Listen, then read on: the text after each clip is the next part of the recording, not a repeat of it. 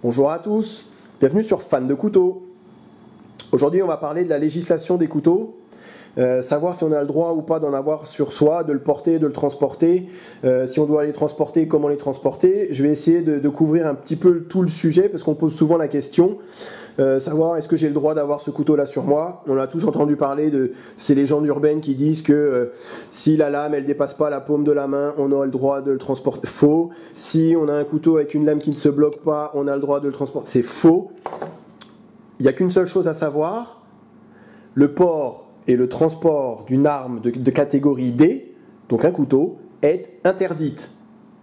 On n'a pas le droit d'avoir un couteau sur soi. Voilà, c'est clair, c'est net, il n'y a pas de lame qui se bloque, de taille de lame, de façon d'ouverture, de système de fermeture, rien. Le port et le transport d'un couteau, en France, est interdit.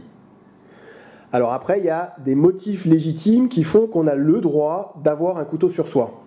Alors les motifs légitimes, si vous êtes un agent de sécurité par exemple, si vous êtes un gendarme ou un policier, forcément un motif légitime, mais il va falloir prouver, le motif légitime, c'est qu'il va falloir prouver la légitimité que vous ayez un couteau sur vous. Si vous faites partie d'un club de tir par exemple et que vous transportez votre pistolet de tir sur vous pour aller au club, ça c'est un motif légitime, mais il va falloir prouver que vous faites partie d'un club et que vous allez effectivement au club pour vous en servir. Ça c'est un motif légitime. On a déjà entendu si jamais vous faites contrôler et que vous dites par exemple ah ben je l'ai sur moi, c'est au cas où. Au cas où, c'est pas un motif légitime. Si j'ai un couteau, c'est pour me défendre. Me défendre, c'est pas un motif légitime. Et au contraire, ça risque de les agacer un petit peu. Et là, vous risquez de vous le faire confisquer. Au passage, je vous raconte une petite anecdote parce que je trouve que ça illustre bien le sujet. À l'époque, je vivais en région parisienne et je me suis fait contrôler. Voilà, deux agents en civil, juste simple contrôle d'identité dans la rue. Voilà, j'avais rien fait de mal, mais bon, pourquoi pas. J'ai rien à me reprocher, et donc palpation. Et il tombe sur ce couteau que j'avais dans une petite sacoche que j'avais en bandoulière. Et donc ils me disent qu'est-ce que c'est. Donc je leur dis voilà, c'est un Lederman, c'est le couteau suisse américain. Ils regardent, ils voient la lame. J'ai été poli, j'ai été respectueux, ils voyaient que j'allais pas faire de délit, que j'étais quelqu'un de normal, et du coup ils m'ont rien dit, ils me l'ont laissé et je suis reparti comme j'étais venu. Il faut, à mon avis aussi, les flics et les policiers ne pas les prendre pour ce qu'ils ne sont pas. Je pense qu'ils ont suffisamment d'expérience pour arriver à détecter si le profil de la personne en face elle est susceptible d'aller commettre un délit, s'il a le couteau pour des motifs délictueux ou s'il a juste un couteau parce qu'il a l'habitude d'avoir un couteau sur soi, que c'est un passionné et que le type il va pas aller s'en servir pour aller poignarder le premier passant, qu'il a juste ça sur soi pour manger et s'en servir occasionnellement. Voilà, je pense qu'ils ont suffisamment de jugeote et d'expérience pour arriver à déceler les personnes qu'ils ont en face d'eux.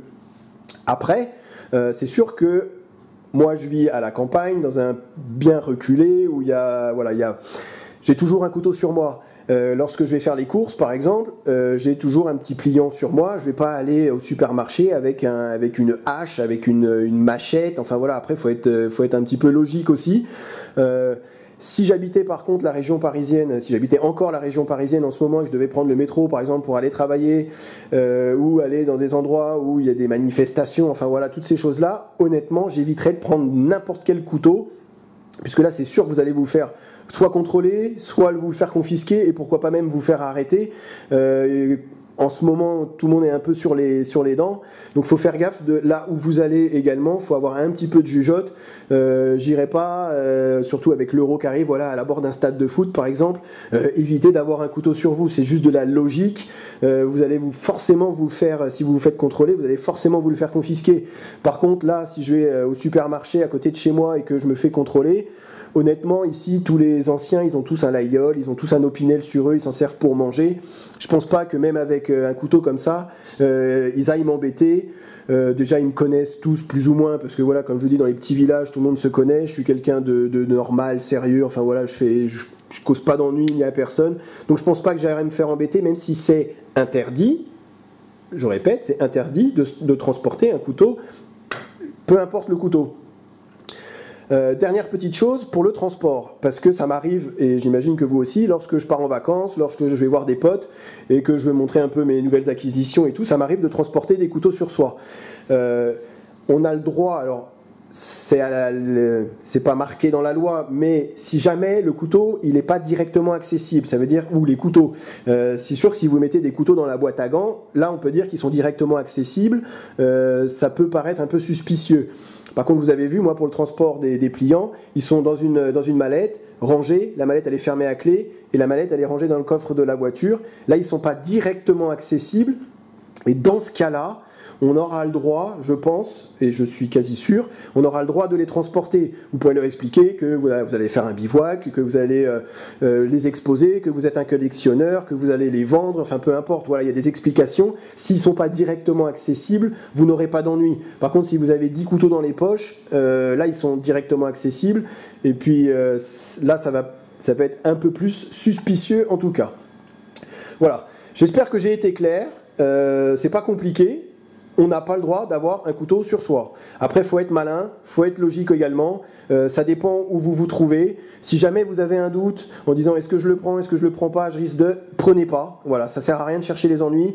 Ça sert à rien de vous le faire confisquer. On aura toujours un peu les boules de se faire confisquer un couteau. Donc franchement, mais si je devais aller à la capitale, enfin à Paris ou dans une grande ville demain, j'éviterais et côtoyer un peu la foule. J'éviterais franchement de prendre même n'importe quel couteau sur moi. Vaut mieux de ne pas en avoir, de ne pas chercher les ennuis.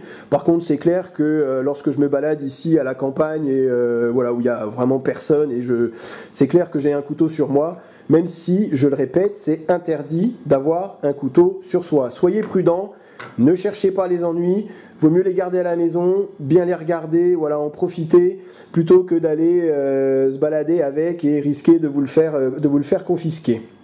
J'espère que la vidéo en tout cas vous a été utile, que ça a été clair. Je vous dis à très bientôt sur ma chaîne.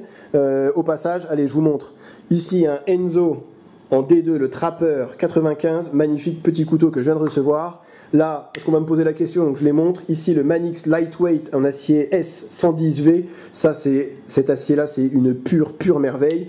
Et là, un petit coucou à mon ami suisse, voilà, qui m'a envoyé ça. Donc, nouvelle marque, Suiza, petit couteau suisse, lame qui se bloque. Pas mal du tout, très design, avec un manche très ergonomique. Voilà, petits couteaux bien sympathiques qui seront bientôt en revue sur ma chaîne. Allez, je vous dis à très bientôt, salut!